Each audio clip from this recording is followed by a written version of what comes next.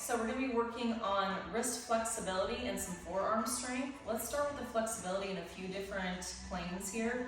Very first thing that you're going to do is you're going to take your hands down, place on your mat, and get into a tabletop position. You want to have them spread out, and you want to have the thumbs facing each other as if they're an L. So we're going to make sure that everything is lined up, the core is activated, and that nothing is sagging down in the tummy area, just to keep the low back protected while we're focusing on the wrist. We're going to push weight through our hands and make it really heavy through our shoulders here, so that everything is sort of rounded a little bit more than it is sagging. Once again, I want to make sure we protect the back whenever we're doing this. So the very first thing that we're going to do is we're going to just start doing circles. So you should feel that in the wrist.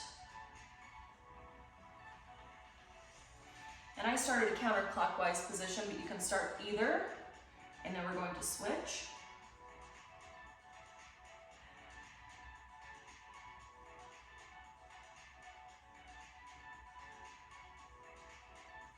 Very good. Now the next thing that you're going to do, we're pretty comfortable in this position. Next thing that we're going to do is turn out. So you're going to turn towards, your fingers are facing the outside of the mat here. And now the motion is going to be side to side. Looks really simple, but whenever you do it, your body is going to respond by saying, oh my gosh, I have a lack of range of motion in that area, or that's really, really tight, that's really stiff, I've probably needed this for a while.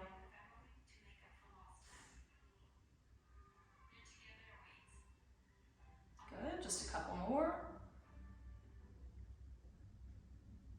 Okay, now we are going to have the fingers face back to us. This one's going to be a little bit more challenging because it does require more range of motion in the shoulders as well. If you feel like it's too much in the shoulders, we don't have to go this far. You can stay at that lateral position, but we might as well try.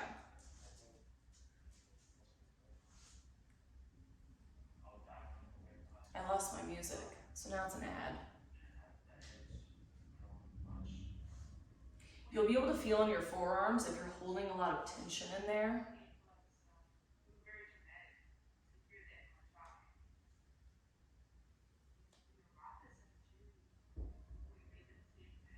Okay, good.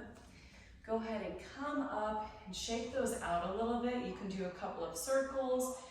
We're going to go into another more static stretch here. Feel free to do that first one as often as you need to as far as days go. I wouldn't do it multiple times per day because it is a little bit of intensity on the wrist. But if you wanted to do it multiple times per week, that wouldn't be a problem. The next thing we're going to do is we're going to take our hand and place it right out front, grab the fingertips with the other hand, and we're just going to pull back. And now this is going to be a static stretch as opposed to what we just did where there was some good motion in there.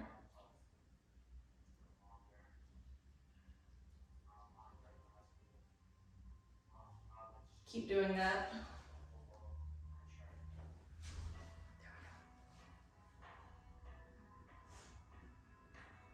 Good. And now we're going to go into flexion here. So we're going to take that hand and face down and pull back. This one feels really good after we've done that work on the mat.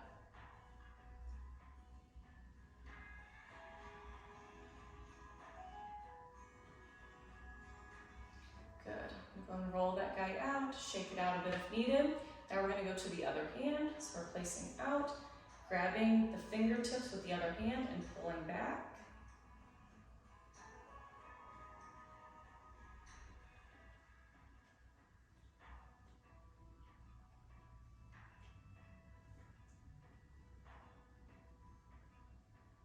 Good. Now we're going to be pulling down.